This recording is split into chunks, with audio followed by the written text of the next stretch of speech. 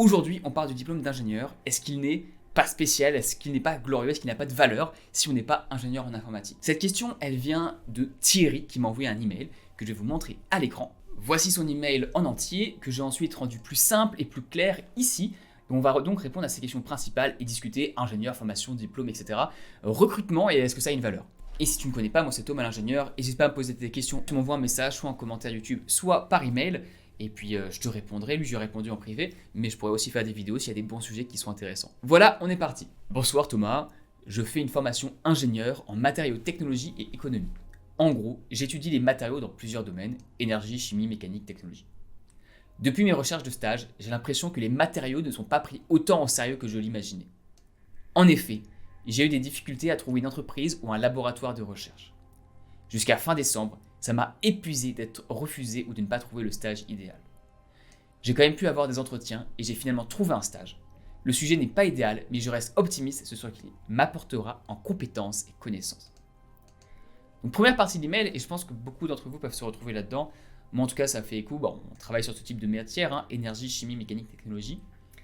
Mais surtout, on peut avoir des difficultés lorsqu'on cherche un stage, lorsqu'on cherche un job. C'est plus fatigant, c'est plus épuisant qu'on pourrait le penser au départ. Il reste optimiste, je trouve ça vachement positif comme message parce que voilà, il faut, comme disait Philippe Gabillet, qui était à l'époque un professeur à l'ESCP Europe, on peut être, la meilleure strate, c'est d'être optimiste de but, on va y arriver, mais pessimiste de chemin, ça va être dur. Côté ces recherches de stage et l'impression, et le titre de la vidéo, j'ai l'impression que les matériaux ne sont pas pris autant au sérieux que je l'imaginais. Je pense qu'on peut le lier aussi à ce niveau-là à tout ce qui est ingénierie, tout ce qui n'est pas noble, c'est-à-dire conseil en strat, banque ou donc finance ou IT en ce moment, la tech qui a le vent en poupe, et j'ai fait des vidéos sur le marché de l'emploi là-dedans. On pourrait se dire, ouais, un ingénieur normal, entre guillemets, c'est pas glorieux, quoi. Est-ce que ça a vraiment une valeur? Et il pose 3 questions. Mes questions sont, as-tu déjà rencontré des ingénieurs qui ressentent que leur diplôme n'est pas aussi glorieux ou spécial que celui d'un ingénieur en informatique, aux yeux du recruteur? Est-ce que nous sommes jugés aptes ou non par les RH selon le type de société ou les sujets de stage que nous avons réalisés? Et je vais bientôt faire un stage sur l'amélioration des vices et je me demande si à l'avenir cela ne sera pas médiocre pour un RH ou pour les recruteurs. Le souci, ce n'est pas ma formation que je mets en doute, mais plutôt les domaines que la France demande. J'ai l'impression que les Français ne veulent que des ingénieurs en informatique et que le reste est sans importance. Et je pense qu'il y a beaucoup de vrai derrière, il y a beaucoup de ressenti, de douleur, un peu de frustration qu'il peut y avoir et j'aimerais t'apporter un peu de retour, d'expérience. De mon côté, j'ai 32 ans, donc j'ai 10 ans d'expérience. As-tu déjà rencontré des ingénieurs qui ressentent que leur diplôme n'est pas aussi glorieux ou spécial que ceux qu'ils imaginaient au départ, que celui d'un ingénieur en informatique? Oui, bien sûr. J'ai plein de potes qui font pas de l'informatique.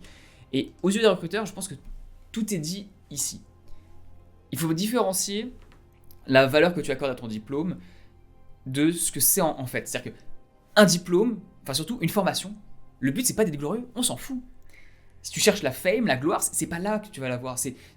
La reconnaissance d'autrui, c'est cool d'aller la chercher parce que des fois, tu en manques selon ton passé.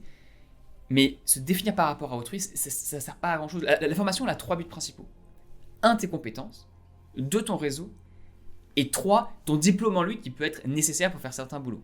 Donc, connaissance, réseau, diplôme. Ça, j'en parle plus dans la vidéo sur les doubles diplômes et sur mon podcast Faut-il faire un double diplôme avec Lucas. On revient en profondeur sur le rôle des études et c'est un peu ce qu'on ne comprend pas au départ. Parce qu'en général, on dit le diplôme, c'est tout, l'éducation, c'est magnifique. Ouais, mais il y a des buts précis à avoir une éducation.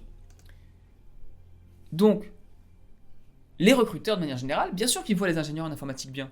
Parce qu'on en a besoin dans toutes les boîtes. En ce moment, la tech, c'est en train de révolutionner tout. Il y a plein de besoins partout. Donc, tous les recruteurs, on est en train de parler, ils sont en mode est-ce que tu es ingénieur en informatique? Et toi, si tu es ingénieur en matériaux et que tu vas parler à quelqu'un qui n'est pas dans ton domaine, juste il va dire ouais, c'est cool, mais si tu n'es pas ingénieur en informatique, tu ne peux pas m'aider. C'est vrai, tu ne peux pas l'aider. Il faut se rappeler que les gens n'en ont rien à faire. Les gens n'en ont rien à faire de toi, à part tes potes et ta famille, tout le monde s'en fout. Et c'est comme ça. Donc, il n'y a pas de problème, c'est cool. Tu peux faire ce que tu veux parce que tout le monde s'en fout. Donc, tu peux faire tes trucs. T'es ingénieur en matériaux, c'est super. Il faut juste chercher au bon endroit. Et les Français ne veulent que les ingénieurs en informatique. Je passe un peu et je reviendrai sur les autres questions derrière. J'ai l'impression que les Français ne veulent que les ingénieurs en informatique. Il y a une différence énorme entre le ressenti que tu peux voir à la télé, dans les médias. On parle que de ça, c'est trendy. Et ce qui se passe en réalité.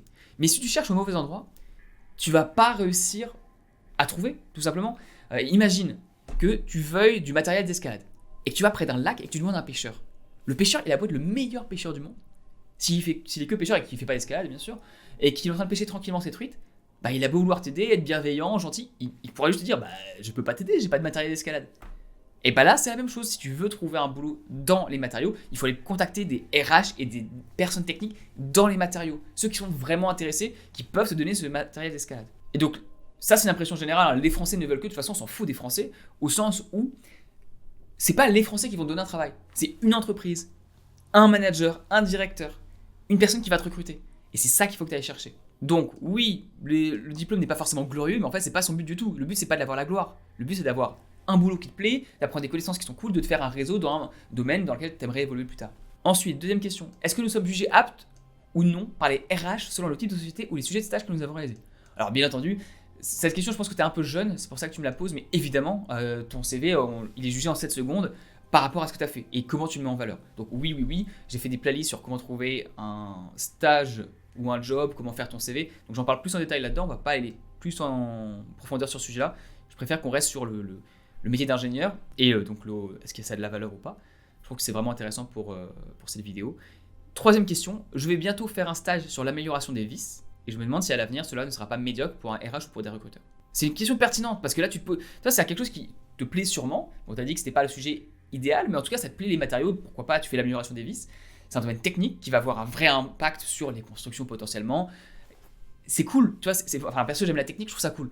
Mais oui, un RH ou un recruteur n'en a rien à faire. Mais c'est pas grave, c'est cool. C'est-à-dire qu'un RH classique ou un recruteur qui n'a rien à faire, c'est pas le RH pour toi. Le but du recruteur, c'est de trouver un bon candidat pour un poste donné. Donc, si tu montres comment l'amélioration des vis t'aide à avoir les compétences techniques et soft skills sociales pour le boulot pour lequel il recrute, bien sûr que ça va l'intéresser.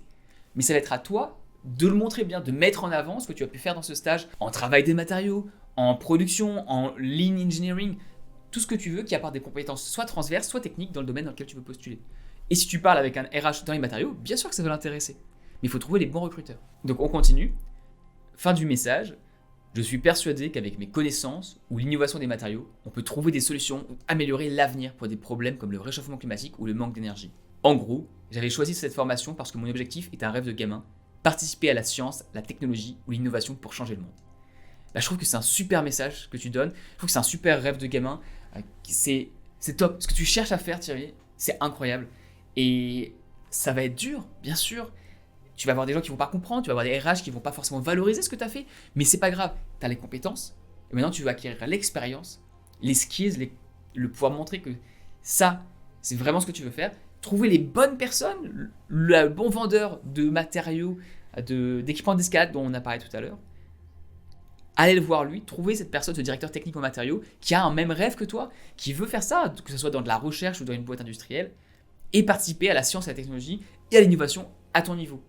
Genre là, comme ça, au pif, tu me dis matériaux, innovation, moi je pense à Saint-Gobain, qui a une grosse boîte, c'était mon premier manager qui avait bossé pour eux avant qu'il arrive à General Electric, et il m'en parlait vachement bien, et il trouvait ça super cool. Donc il y a des boîtes qui recrutent, mais il va falloir que tu cherches spécifiquement quelles sont les boîtes qui recrutent, où est-ce qu'il y a des besoins, parler avec les ingénieurs, les personnes techniques dedans, et ensuite t'inquiète pas que ton diplôme, il sera glorieux, il sera valorisé pour ces personnes-là.